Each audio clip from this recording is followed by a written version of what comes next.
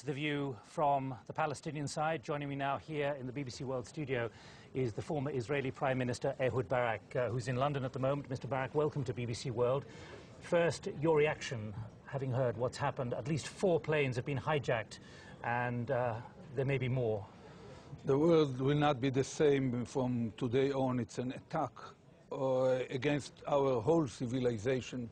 I don't know who is responsible. I believe we will know in 12 hours. If it is a kind of bin Laden organization, and even if it's something else, I believe that this is the time to deploy a globally concerted effort led by the United States, the UK, Europe, and Russia against all sources of terror. The same kind of struggle that our forefathers launched against the piracy on the high seas.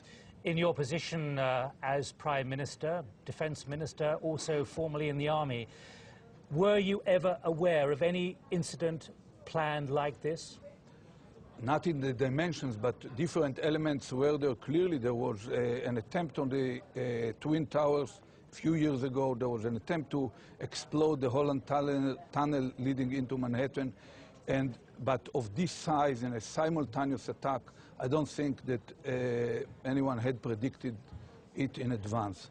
Is it something that security services, intelligence services could ever have got wind of? I'm not sure, but this is not the case. It really happened in front of our eyes, and the question is what should be done in regard to it in order to avoid it in the future. It's going to be a tough struggle.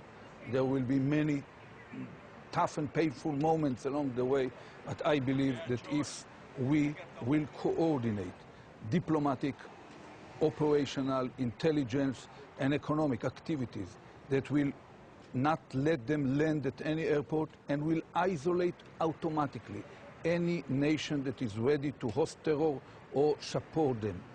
By doing this consistently along 6 or 10 years, we will reduce dramatically this challenge to all our way of life. Your words, Mr. Barak, are very similar to the words used to justify missile defense in the United States, which may have taken another 10 or 15 years. Here we've seen low-tech hijacked by those with evil intent. Yeah, I believe that it's, first of all, missile defense is also something which is clearly needed as long as there are rogue states, and it should be done, and it should be deployed maybe not on national level, but only on trans-regional level to cover exactly the threat from rogue states like Iran, Iraq, or Libya. But in this area, we will suffer. It will not be so easy to go aboard an airplane in the near future, but we have no way but to stand firm facing terror. Otherwise, all our way of life will be threatened. And to stand firm means to isolate from the world every nation that is hosting them and calling every terror thug with the accurate name and be ready with all the pains that come with it to act upon our observations. What price might democracy have to pay, given what has happened in the last 3 hours in the United States, given what you're experiencing now in Israel, in the center of Jerusalem, from your own citizens now, with the bombing over the weekend? There is no shortcuts. You know, our civilization is already highly vulnerable. Look at the entrances into the gates of boarding airplanes. It's a situation where it's not easy. Every simple step, crossing borders or going on a plane or on a ship, will become more complicated. But at the same time, it's a time to identify. There are no more than 5 or 6 countries in the world which are directly or indirectly responsible for hosting terror. There are no more than 10 or 15 terror thugs in the world. All the organizations are well known. The MI6 know all the information, the CIA knows, the Mossad knows it, and the same, the Ziem Bureau, the band. And it's time for action.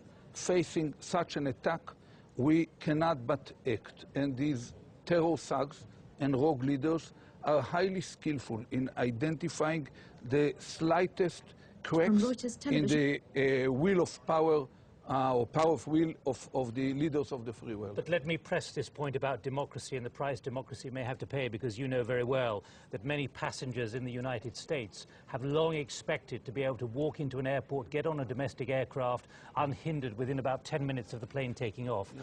They expect that as a free country. And it's a part of the problem that we have in a world which is so turbulent that we won't be able to isolate our advanced way of life from what happens around. And it's a time to launch a operational, concrete war against terror, even if it takes certain pains from the routine activities of our normal society. Now, Mr. Barak, you have deep problems, great attention in the Middle East at the moment, but you've used there a war against this kind of terrorism. What can be done? Because the great thing that is talked about by people like you, diplomats, politicians, world leaders, is preventing conflict before it happens. When you talk about a war, how do you take a war or a challenge or a struggle to those who are determined, through 3 or 4 people only today, to hijack 4 planes at least, as we know, hit the Pentagon, hit the World Trade Center, try and hit, we believe, somewhere else? How do you take a war to 4 people? I spent decades struggling terror, almost, you know, with my 10 fingers, together with a lot of colleagues all around the world. I believe that the world intelligence community, in a concerted effort, can identify within few months the sources of this terror. They can identify the places where they are deployed on Earth. Every such a place is within certain country. The bin Laden sits in Afghanistan. There is a source of who else terror. Do you identify, though?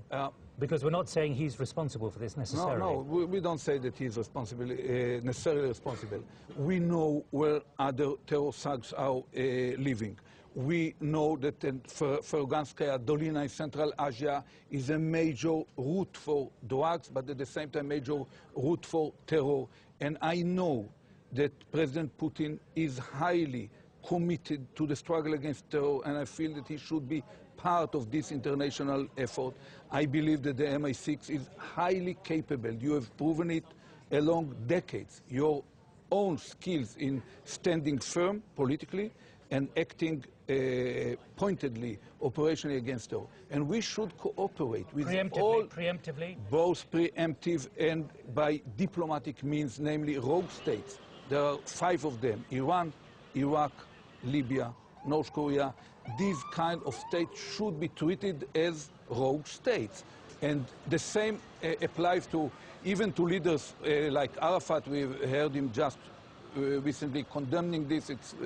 I praise him for this condemnation, but he personally is responsible for many terror events that happened in the last few years. Same happened in some other capitals in the Middle East.